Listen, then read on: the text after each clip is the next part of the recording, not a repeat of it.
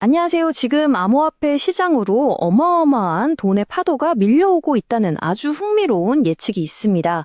그래서 오늘 과연 그 예측의 근거는 뭔지, 그리고 이게 우리한테는 어떤 의미가 있는지 한번 깊숙이 파헤쳐 보겠습니다. 자, 시작부터 한번 제대로 들어가 볼까요? 와, 2035년에 비트코인 하나가 1억 달러가 된다. 솔직히 이거 처음 들으면 약간 공상과학 소설 같다는 생각 다들 드시죠? 이게 그냥 소셜미디어에서 어그로 끌려고 던지는 그런 자극적인 예측 중 하나일까요? 근데 이게 그냥 하는 소리가 아니에요. 이 예측이 이렇게까지 주목받는 이유는 바로 이걸 말한 사람 때문입니다. 세계에서 제일 큰 자산운용사 중 하나인 피델리티에서 무려 30년 동안 거시 경제만 분석해온 전문가가 자기 이름을 걸고 내놓은 전망이라는 거죠. 아니, 1억 달러 비트코인이라니? 대체 어떻게 이런 일이 가능할까요? 자, 이 예측 뒤에 숨어 있는 거대한 경제 흐름부터 우리가 하나씩 차근차근 짚어보겠습니다. 돈의 파도 이야기부터 금과 비트코인의 관계, 그리고 시장의 두 가지 성장 모델과 우리의 전략까지 쭉 훑어볼게요. 자, 첫 번째입니다. 거대한 돈의 파도. 모든 이야기는 바로 여기서 줄리안 티머의 거시 경제 전망을 이해하는 것에서부터 시작됩니다. 핵심은 아주 간단합니다. 지난 몇 년 동안 중앙은행이 시중에 풀린 돈을 다시 걷어들이는 우리가 양적 긴축이라고 부르는 시기였잖아요. 그런데 티머는 이 흐름이 이제 거의 끝나가고 곧 다시 시장에 돈이 콸콸 풀리는 유동성의 시대가 올 거라고 보고 있는 겁니다. 경제 환경 자체가 완전히 뒤바뀌는 거죠. 티머는 이게 마치 도미노처럼 4단계에 걸쳐서 일어날 거라고 봤어요. 먼저 중앙은행의 긴축이 끝나면 그동안 아주 안전한 곳에 묶여있던 영레포 같은 자금들이 풀려나오기 시작합니다. 그러면 무려 7조 달러나 되는 어마어마한 돈이 MNF, 그러니까 머니마켓 펀드에서 빠져나와서 더 높은 수익을 찾아 움직이기 시작할 거고요. 바로 그 돈의 상당 부분이 비트코인 같은 소위 위험 자산으로 흘러들어올 거라는 겁니다. 네, 좋아요. 돈의 파도가 온다는 건 알겠습니다. 그럼 그 돈이 대체 언제 또 어떻게 암호화폐 시장으로 콕 집어서 들어오게 될까요? 놀랍게도 티머는 과거 데이터 속에서 계속해서 반복되는 어떤 패턴을 찾아냈습니다. 티머는 금하고 비트코인을 한 팀으로 봐요. 왜냐하면 둘 다 달러 가치가 좀 불안할 때 내 자산을 지켜주는 가치 저장 수단 역할을 하거든요. 가격이 안 움직인다는 뜻이 아니라 전통 화폐가 흔들릴 때 대안이 된다는 거죠. 이게 진짜 재밌는 부분인데요. 이 패턴이 계속 반복된다는 거예요. 꼭 금이 먼저 막 달려나가고 한 3개월에서 6개월쯤 뒤에 비트코인한테 자, 이제 네 차례야 하고 바통을 넘겨주는 그런 개주 경기 같지 않으세요? 이 패턴대로라면 작년 가을에 금이 먼저 움직였으니까 비트코인의 진짜 움직임은 바로 올해 초가 될 수 있다. 이런 분석이 나오는 거죠. 굉장히 흥미롭죠? 자, 만약에 이 거대한 유동성의 파도가 정말 온다면 이게 모든 프로젝트를 똑같이 들어올리지는 않을 겁니다. 돈이라는 건 결국 가장 강력한 이야기와 탄탄한 근거가 있는 곳으로 흐르게 마련이거든요. 시장에서는 크게 두 가지 유형의 프로젝트가 이 돈을 차지하기 위해 경쟁하게 될 겁니다.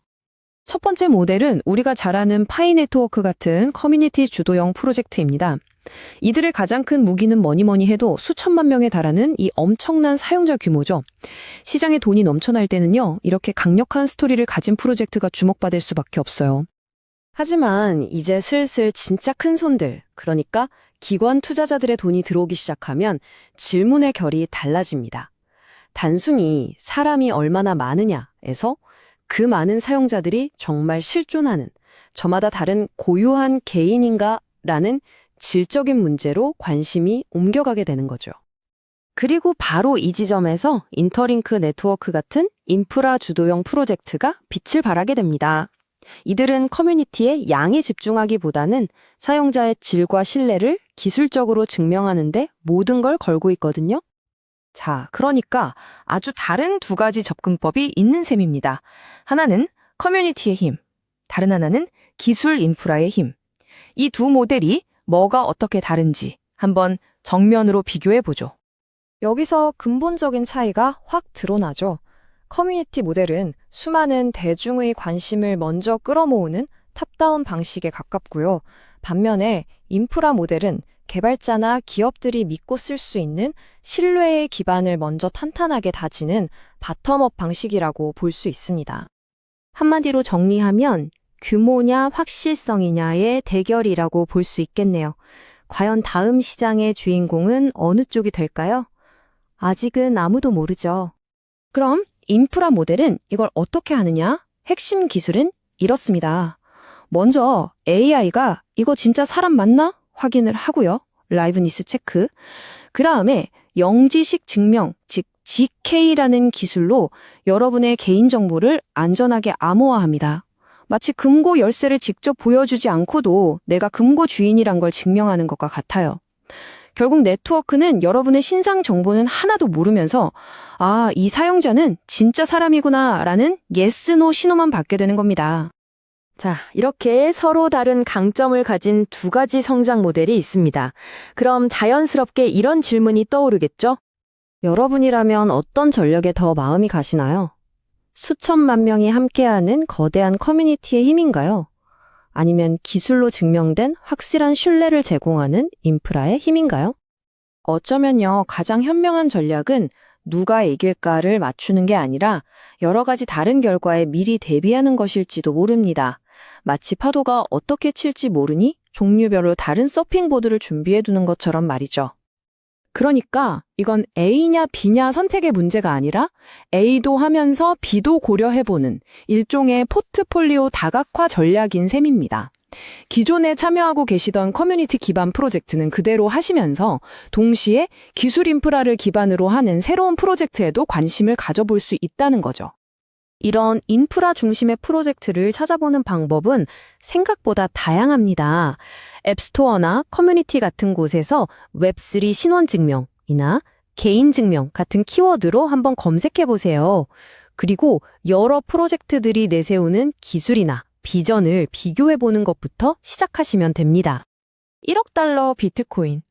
이 예측이 정말 현실이 될지는 그 누구도 장담할 수 없습니다. 하지만 한 가지는 분명해 보입니다. 거대한 유동성의 파도가 오고 있다는 신호는 점점 더 뚜렷해지고 있다는 것. 중요한 건 그 파도가 마침내 들이닥쳤을 때 여러분이 과연 어떤 준비를 하고 있느냐는 것이겠죠?